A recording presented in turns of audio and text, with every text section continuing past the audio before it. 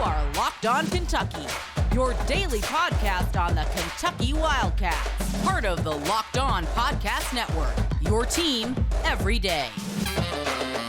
All right, what is going on, Big Blue Nation? Welcome on in to Locked On Kentucky, your daily Kentucky Wildcats podcast. I'm your host, Lance Dawe, writer for Sports Illustrated for various SEC-related things, but on this podcast specifically, we take a dive into all things Kentucky athletics. On today's episode of Locked On Kentucky, we are going to be talking about Kentucky basketball's rise here towards the end of the season. We're going to ask the question, can they keep the momentum up? We're also going to be discussing Kentucky basketball's win over Florida, what the Wildcats looked like, what we liked, what we didn't like from that game, and then also we're going to be talking a little bit about officiating on today's episode. Now, we're not going to rant and rave. We're going to try and keep things calm, but this is an issue in college basketball that I think that has been needed to be addressed for quite some time. I don't think it's getting the attention that it deserves, and so on today's episode, I'm going to talk about that a little bit later on in the show. Today's episode is brought to you by LinkedIn. With LinkedIn Jobs, you can hire qualified candidates more efficiently by matching open roles with people who have the skills, values, and experiences to help you achieve your 2023 goals. You can post your job for free at linkedin.com/lockedoncollege. Terms and conditions apply. All right, so let's go ahead and get into it. So the question I wanted to ask on today's episode is kind of a refrain on what we've seen. We're seeing what we've discussed here on the show kind of being implemented and playing out the way that we have expected it to. So if you've not been listening to the show recently, we've been talking about Kentucky basketball, even following their loss to Kansas, still gaining momentum as the end of the season grows nearer. After that South Carolina game, we all sat here and collectively thought, well, the season's kind of over. But I also pointed out, too, that Kentucky could completely turn things around. They could win out. They could lose out. We didn't know what was going to happen, so there was no reason to sit here and say the sky was truly falling until the sky truly fell. And then Kentucky, after that South Carolina game, went on to win 4 straight, and they beat a top 5 team in Tennessee on the road. Now, Tennessee, obviously, since then has done some things to maybe give us the impression that they're not as elite as we may think. They're really, really good on the defensive end. Don't get it twisted, but they have flaws. But it's still a really good win at the time. Obviously, Kentucky's lone quad 1 victory of the year. They beat Georgia, A&M, Vanderbilt. Then they played Kansas in a close game that I essentially chalked up to, hey, they lost to a better team. They had opportunities. They couldn't execute against a better team. That's the way the cards fall sometimes. And then, following that game, there were some people who got back on the, oh my goodness, we're firing Cal. You know, there are meteors crashing down from the sky. Lexington's on fire. But my whole sticking point was that, hey, there are 4 games here after this Kansas game that I think we're going to win. Ken Pom thinks we are. I think Kentucky still has the momentum. I think they're going to go out there and implement what they've learned, and they're going to go out there and execute. They had Ole Miss, Florida, Arkansas, and Georgia. I said if we can get through this stretch 4-0, we're going to have to start to pay attention to Kentucky as they get towards things here down the stretch. Because a lot of people disregarded this team as an NCAA tournament team. Everybody said, oh, they're not going to make it, and even if they do, they're going to suck. But we're starting to see some things rotationally change. We're starting to see John Calipari and this team maybe get a little bit more chemistry than they had at the beginning of the season. We're starting to see some of the players that we expected preseason to produce finally start to do that. And so Kentucky has ground out 2 close games, but still victories over Mississippi and Florida. And they look ahead to Arkansas, the most difficult team in this 4-game stretch. Thankfully, they get Arkansas at home. And thankfully, I think Arkansas has a lot of flaws that we are not talking about that will be addressed on tomorrow's episode. But we're 2 out of the 4, guys. And if Kentucky gets to 18-7, I think they'll be back closer inside the top 25. I don't think they'll be there because of how just, irrelevant they've been, I think, in the receiving votes category over the past couple of weeks. I mean, they got 1 vote in today's AP poll. They got 1 vote. But I think it's really interesting here how Kentucky has sort of completely fallen off the face of the earth in terms of relevancy to the national scene in college basketball. But they've won 6 out of their last 7. And if they continue to win, and these games here, just past these 2 Arkansas and Georgia games, these games here are winnable. If there's a world where Kentucky wins out or they lose one more, Kentucky could legitimately finish with 8 losses and us heading to the SEC tournament saying, all right, we got a chance. Listen, the SEC this year has been terrible when it comes to offensive production, and Kentucky's one of the best in the league in that. They're one of the best in the country in offensive efficiency. They can go out here and they can put together a few impressive performances and boost their resume and get all the way up to a 6 or a 5 seed, maybe even a 4, depending on how things go, which is crazy to think about. But again, you got to get the quad 1 wins. Oh, you got to get Auburn. You got to get Arkansas. You got to get Tennessee again. If you do that, though, there are so many chances for Kentucky to take advantage of. It could end up being like that Kansas game. It could end up simply being an opportunity that got away from them. But there's so much momentum right now. You look at this Florida game, and let's go ahead and get into this Florida game. There were so many things in this game that I think you're kind of like, Kentucky had a lead, 13 points, 14 points at one point. Florida closed the gap there towards the end. Thankfully, Kentucky didn't do the thing that they've done this year, which is just completely fall apart and then lose. I mean, they did the same thing against LSU where it's just like, oh my goodness, we're going to lose. Oh, it's like, no, we're not. But again, there were some things also in this game where it's just like Cason Wallace got back into form. CJ Frederick played a key role in this one. Jacob Toppin, who I want to highlight specifically in a second. I mean, there are pieces in this game, in this team, moving forward that I think we need to be excited and paying attention to. Excited about and paying attention to. I am changing my tune. And I've tried to be as clear as possible over these last few episodes about painting a narrative of hope, painting a narrative of momentum, painting a narrative of excitement.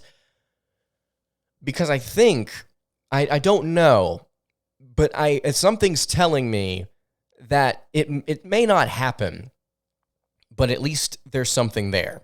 At least the fire is kindled. Now, whether or not someone comes along and throws gas on that fire is the question. But there's something there. There's something there. We need to pay attention to it.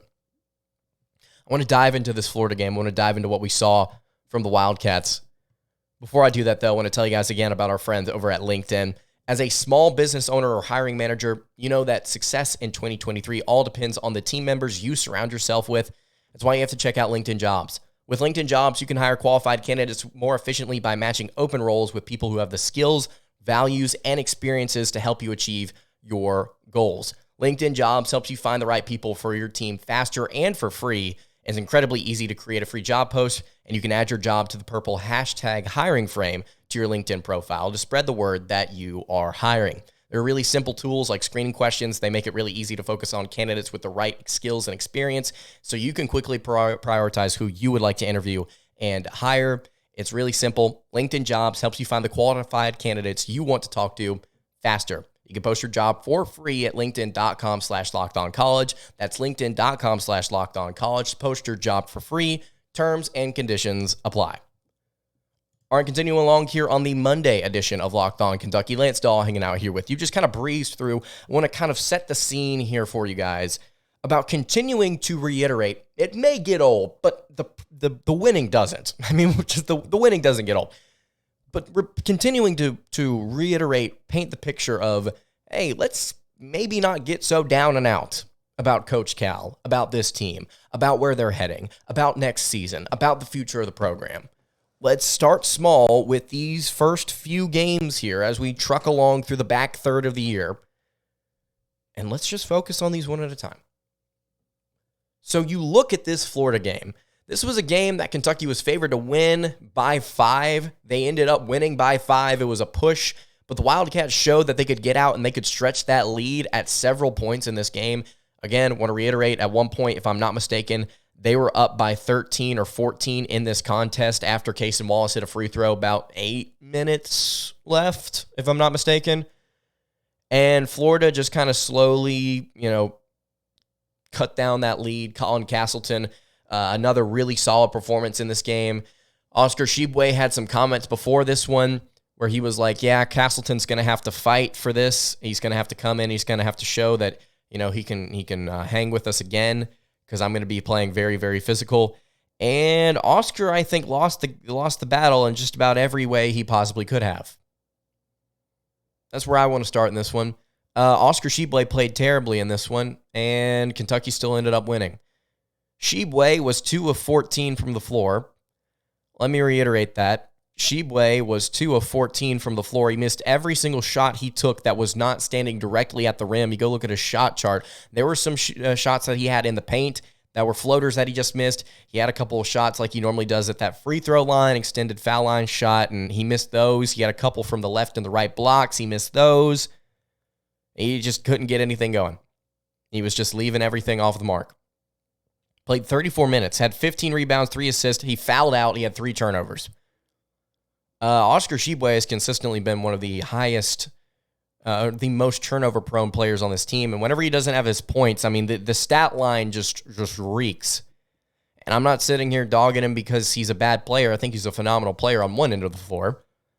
But it's certainly not aided. This performance is certainly not aided by the fact that Colin Castleton had 25 points as opposed to Tshiebwe's 4. Was 9 of 16 from the floor and made all 7 of his free throws. Had 5 assists, 8 rebounds, and 3 blocks. Funny story, actually. If you've listened to the show for over a year, you know last year whenever we highlighted these 2 games, I noted in both of the preview episodes that Colin Castleton was one of the better assist men on this team, that the offense just kind of flowed through him at times, and so therefore, because he had a lot of touches, he also was able to distribute a lot more often than maybe he should be as a center. He had 5 assists in this one. If I'm not mistaken, he had pretty good games in the 2 contests last year as well. So Oscar Tshiebwe got beat up pretty badly in this one. And that's just kind of where we stand with that. I mean, the question of whether or not Tshiebwe ever gets better defensively is just kind of up in the air. I don't think it's going to happen. If Tshiebwe had been a little bit more consistent in this game, if he had knocked down some of those outside shots, so to speak, this wouldn't have been a 5-point win. It would have been a double-digit win. May have been a 15-point win, somewhere around there if Kentucky just kept their foot on the gas. But it wasn't. And then the positive things start to roll in for the Wildcats. Again, free throw shooting, I think, has been very important for Kentucky over these past few games. You see it again in this one, 11 of 13 from the line, 84.6%. Excellent, excellent, excellent. Keep that up. Cason Wallace made all 5 of his free throws. Chris Livingston made both of his. Damian Collins came in, played 5 minutes, had 3 points, was big off the bench in his limited action in this one. Kentucky, whenever all cylinders are firing, I think maybe I've changed my tune on this a little bit. They play really well in transition with Severe Wheeler. But this team has become way more efficient in the half court than I could have ever expected over these last several games. You look at the Vanderbilt game as maybe just a point of emphasis here for this season about how there weren't a lot of shots that went up. Kentucky didn't score a lot of points, but darn, they were efficient. And this one, they were efficient. They were 45% from 3, 45% from the field. It was an 84% from the line. If you had just been a little bit better from the floor, I mean, to get 76, 77 points, and to be that efficient, you're not asking for more. I'm not sitting here saying I need Kentucky to score 80 tonight for me to feel good in victories. This was another solid one. CJ Frederick was 3 of 6 from 3. Cason Wallace, 7 of 10 from the floor. Florida didn't have an answer for him. They didn't have an answer for him at times. Whether it be in the half court, whether it be in transition, Wallace just kind of took things. You also had 3 blocks, a steal, and 2 assists. Kentucky players filled up the stat sheet in this one. They didn't really distribute the ball a whole lot, but they got the job done. And here's the player that I wanted to highlight the most out of this contest. By the way, Severe Wheeler, 8 points, 4 or 5 from 4 or 5 from the floor off the bench. No turnovers, 3 assists. That's exactly what you want out of your spark plug. Players played their roles really well in this one. I'll probably reiterate that in a minute. Jacob Toppin, though, we've mentioned him as playing like a first-round pick since the start of January. He had 24 points against Louisville, and since then he's had some really good contests. He's had 6 straight games here where he has scored in double figures. And over these last 5, he's had 17, 12, 14, 18, and 17. 17 points in this one, 8 of 16 from the floor, 1 of 2 from 3, an assist, a block, 10 rebounds.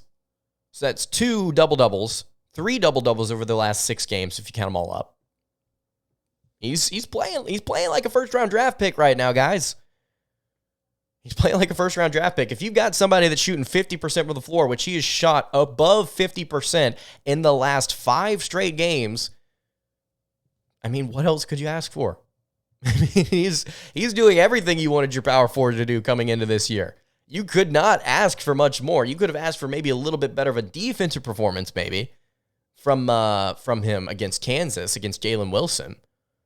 But outside of that, I mean, this is exactly what we asked for. There should be no complaining about Jacob Toppin right now. Again, I said I would reiterate this. The individual cogs on this team, in this clock, are now starting to do their job. That's interesting because of how harshly we criticized Kentucky's chemistry earlier this year. The cogs did not fit. They did not work together. The clock did not run. Now, I don't know if it's coaching. I don't know if it's just more time together, which is weird with this analogy of a clock. But somebody's come in and they've oiled the machine and they've readjusted the parts. They've moved it around. They've moved the cogs around to where it now properly functions. And I don't want to say properly functions. I mean, as in saying like they're beating everybody, because they're not. They lost to Kansas. But they're all starting to head in the right direction. I'm curious to see if the product gets better. I don't know if this is the ceiling. I don't know if we're going to see maybe a strong dip back to what was this Kentucky team earlier in the year. I don't know what's going to happen. But right now, they're climbing the mountain. They're moving up. I'm just curious if they already seen the peak or not. All right. I want to talk about SEC officiating. It's going to be a fun topic. I hope you guys stick around for this one. Before I get to that, though, I want to tell you guys about our friends over at Built Bar. Guys, if you're looking for a delicious treat, but you don't want all the fat and the calories, then you have got to try a Built Bar. We just got through all of the holiday season. My goal this year has been to eat healthier, to exercise, and to eat things that are good for me, but I also want things that taste good. I don't want to sit there and eat things that I don't like, and if you want to get the best of both worlds, you've got to try Built. You don't have to compromise taste here. Healthy is actually tasty with Built. Seriously, they're so delicious that you won't think that they're good for you. And they're perfect for your New Year's resolution if you've stuck with that all the way here through February. You may be asking what makes Built Bars so good. Well, for starters, they're covered in 100% real chocolate, every single one of them. And they come in really, really good flavors like churro, peanut butter brownie, coconut almond. And I'm not sure how Built does it, but these bars taste like a candy bar while maintaining amazing macros. So what's even better is that, again, they're really, really healthy for you. 130 calories, 4 grams of sugar, and a whopping 17 grams of protein. And you don't need to wait around to get a box now. You can go to Walmart or Sam's Club instead of ordering at Built ordering Built Bars at Built.com. You can pick up a 4-bar box of cookies and cream, double chocolate or coconut puffs at Walmart. You can get a 13-bar box of brownie batter and churro over at Sam's Club. Would highly encourage you guys to go check these out. If you're going to order at Built.com, by the way, you would try to get, I would encourage you to get one of 2 flavors, cookies and cream or salted caramel. Those are the 2 flavors that we have pumped up here on the show for what feels like forever. It's been over a year. And while I was in Mobile for the Senior Bowl this past week, Dave Schultz, host of Locked On Sunbelt, came over to me and he gave me 2 Built Bars. One was salted caramel and one was cookies and cream. So I appreciate you guys out there who listen and know which flavors I like. And also, I would encourage you, if you have not tried those 2 flavors, go check them out because both of them are delicious. Again, you can head over to Built.com or you can head over to your Walmart or Sam's Club today to get any of those flavors. They're all phenomenal. You can thank me later. All right, wrapping up the Monday edition of Locked On Kentucky. Lance Dawe hanging out here with you. SEC officiating. You may say SEC officials. You may say it's the SEC's guys that have the problem here. As college basketball is sort of modernized over this past half decade or so, we're seeing a lot of frustration with the way that officials are calling the game, specifically in the Southeastern Conference. A couple of years ago, it was not for Sports Illustrated, but I wrote an article, it might have been for USA Today, where I talked about how many more fouls get called in the SEC as opposed to the next closest conference. It was like 1,000 plus. It was like 1,000 plus more than the next closest conference a couple of years ago. And I don't have those numbers in front of me, but what I can tell you is this. Whether they are called or whether they are not called, sometimes the decisions that officials make in this conference are not just bad, they're egregious. And we saw another example of that over the weekend. We've seen several examples of it in Kentucky's season so far this year, a couple times in the Michigan State game, a couple times elsewhere. But there was a team in this league, Auburn, playing another team in this league, Tennessee. Auburn was on the road in Knoxville. And it may be one of the most egregious no calls I've ever seen. And in this game, Auburn was like down 3. They needed a 3 to tie it at the end of regulation. Point guard hoists up a shot, and Olivier Cumwa, the Tennessee defender, doesn't allow him room to get back down on the ground after he jumps up. And so the point guard is like flailing his legs around Cumwa whenever he goes to land. And he like falls on his back really hard. It's very clearly a foul. Cumwa leaned into him to make sure he didn't have room. And the official standing right there looking at it, no call. Game's over. And this isn't, it's not just like we're sympathizing with Auburn thing. Who gives a crap? We're sympathizing with the fact that this is another fan base and another team that is having to watch the game that they are trying to win be taken away unfairly by a stupid official. And we're comfortable using that word. Normally I don't come after players or individual people. The officiating crew for that game needs more accountability and more answers. Officiating as a whole in college basketball needs more accountability and more, this is a word I'm probably going to use a ton over here as the season winds down, consistency. Because I was watching this game 3 different times in this game. There was something that happened that had to do with a player shooting and not being allowed to land. He did not have enough room to land because of how hardly the defender closed out. There was the first time, it was called a flop. The second time, it was called a foul, and the Tennessee player made the basket. And the final time, nothing was called. Very, very similar all the way across the board. Exact same thing happening with the player not being able to land. And 3 different results every time. There's no consistency in this league when it comes to officiating certain fouls, and that boggles my mind considering we're not just going off of vibes, guys. We're not going off of, oh, well, maybe that's a foul, but we're not going to call it. He oops. It's like a college girl that continues to hit the curb. It's like, they keep making the same mistake, but it's like it's very clear that there's a curb there. You see it. Guys, they have a rule book. They see it. They know what a foul is and isn't. So you have to ask yourself the question, why in games like the Michigan State game do you just randomly call an offensive foul that is not an offensive foul? Why do you just randomly call flops or charges whenever it's clearly not a flop or a charge? Or worse, they are fouled and nothing is called. Not a thing. It boggles my mind, the inconsistency from some of these so-called professionals at their craft. And here's the worst part about it. Don Daly was the official for this game, the lead official for this one. And he currently, according to Kim Palm's, like a top 15 official in the country. But there's so many games recently where he has officiated where you've come out in SEC games and been like, that was terrible. For instance, I've got several friends in the Auburn sphere. And there was a Auburn-Mississippi State game that happened like a few weeks ago. And I had somebody come to me and was like, that is the worst officiated game I've ever seen in this arena. And I'm like, well, sure enough, it's Don Daly. And I'm not saying Don Daly's out here costing teams games. It's the 43 points that Auburn scored in that particular contest against Tennessee that lost them that game. But it's not just them. It's every single team in this league. It's every single team in Division I. This isn't an Auburn problem. This isn't a Kentucky problem. This isn't a Tennessee problem.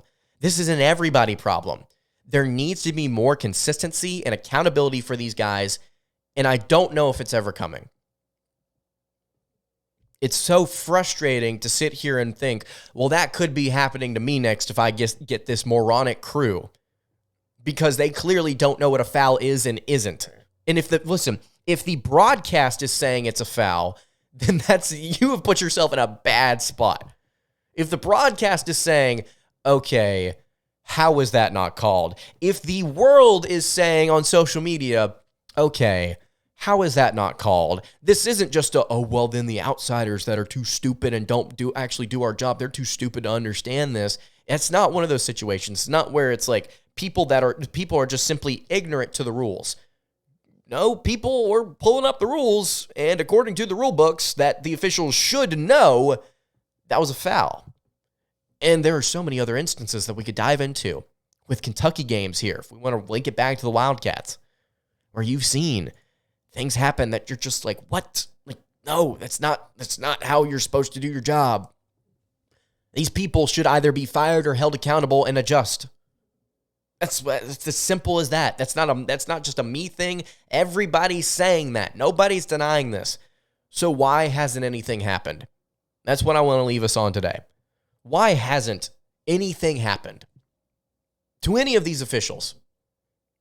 Is it just you're simply not able to get anybody else that can do the job just as well or better? Can we not get them to change their ways and adjust and call the game better? I don't know. I'm also not going to sit here and criminalize officials, because it is still, let's be clear, it's a difficult job. It's tough at times. But there's so many moments where it's like you have more than one person on the floor. Multiple people should be looking at this thing that's happening, and yet nothing is done about it, or the wrong thing is done about it, and you go to review it and you still get it wrong. And it's those moments where the big pivotal calls happen that are incorrect that just make you wonder, what's going on here? Is there something more going on here? I'm not suggesting there is. But it makes a lot of questions, become somewhat interesting if they're thrown out there. And they are being thrown out there because nobody has any answers. Again, final thing I want to say here. If everybody is upset with this, why is nothing happening? That's going to do it for today's episode of Locked On Kentucky. Hey, you can follow the show on Twitter at Locked On UK. You can follow me on Twitter at @LanceDawe_. You can follow the show over on Instagram. That is at Kentucky Podcast. Again, any questions, comments, concerns, leave them in the YouTube comments. Hit me on the socials. I would see you all tomorrow for a preview of Kentucky's game against Arkansas. Hope you guys have a great rest of your day, and God bless.